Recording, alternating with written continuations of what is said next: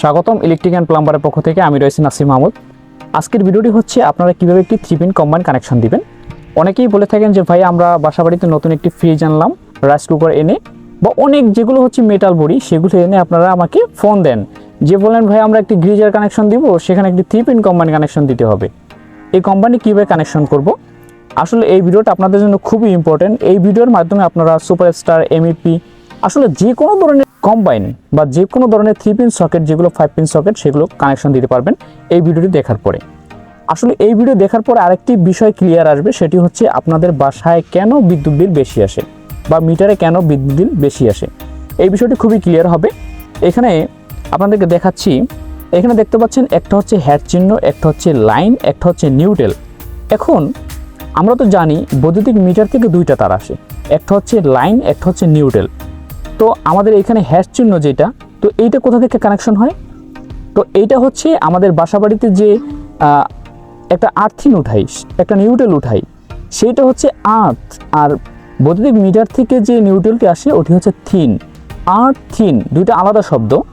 আমরা করি কি যে ওইখান থেকে যে থিনটা পাই আর এইখান থেকে আর্থ যেটা, ওইটা অ্যাডজাস্ট করে কানেকশন দিয়ে দিই। আসলে এই কানেকশনটি সম্পূর্ণ ভুল কানেকশন। অর্থাৎ আপনার বাসায় মনে করেন একটা হচ্ছে মেটাল বডি, সেটা হচ্ছে একটা ফ্রিজ, একটা রাইস কুকার, এগুলো হচ্ছে মেটালের জন্য এই আর্থ পিন কানেকশন হবে। ধরুন বন্যায় আপনার এই থিনটা, এখানে দুইটা তার আসছে, একটা হচ্ছে নিউট্রাল, নিউট্রালের তারটি ছুটে যায়, তাহলে ছুটে যাওয়ার পরে এইখানে যে আর্থ পিনটি পাবেন, এইটাই কিন্তু আপনার ফ্রিজ, রাইস কুকার যেগুলো থাকবে ওগুলো চালাবে এইটাই।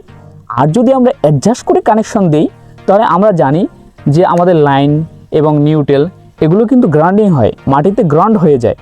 তো এই গ্রাউন্ডিং হবে এবং বিদ্যুৎ পাসিং হবে আস্তে আস্তে। তো এই বিদ্যুৎ পাসিং যদি হয়ে থাকে তাহলে অবশ্যই মিটারে বিদ্যুৎ বিল বেশি আসবে।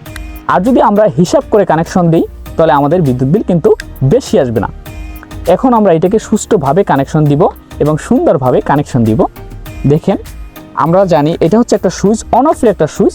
আসলে অন অফের সুইচ আমরা সবাই কানেকশন দিতে পারি। এটা হচ্ছে 250 ভোল্ট 16 এম্পিয়ারের।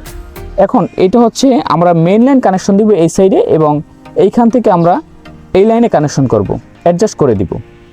আর অনেক কম্বাইনে আছে হ্যাট চিহ্ন, লাইন, নিউট্রাল, এগুলো কানেকশন খুবই সহজ। আমরা যেটা মাটির নিচ থেকে আর্থ উঠাবো সেটা হচ্ছে সবুজ তার কানেকশন, সেটা ডাইরেক্টলি এখানে কানেকশন দিব। আর যেটা হচ্ছে লাইন, লাল তার কানেকশন, সেটা লাইনে দিয়ে দেবো। নিউট্রাল যেটা, নিউট্রালে কানেকশন করে দিব। এখন আমরা কানেকশন করতেছি, ভিডিওটি দেখুন। এখানে আমরা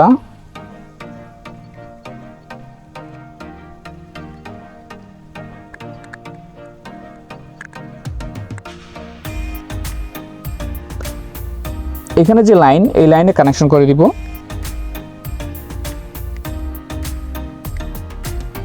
লাইনে কানেকশন করে দিলাম। এখন কিন্তু আমাদের প্রথম যে পর্যায়ে সেটা কানেকশন হয়ে গেল। এখন আমাদের বৈদ্যুতিক মিটার থেকে, অর্থাৎ মেইন সুইচ থেকে যে মেইন লাইন আসছে সেইটা আমরা কানেকশন দিব এইখানে। এটা হচ্ছে একটা মেইন লাইন, মেইন লাইনটা আমরা এইখানে কানেকশন করে দিব।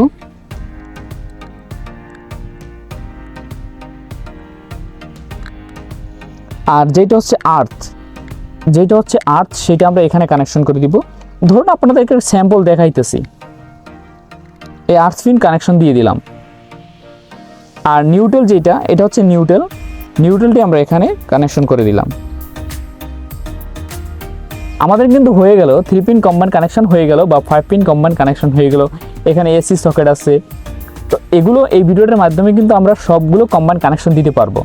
আসলে আমাদের মেন যেটা, সেইটা হচ্ছে আমরা এই আর্থ থিন অ্যাডজাস্ট করে কানেকশন দিব না, আমরা আলাদা আলাদাভাবে কানেকশন করে দিব।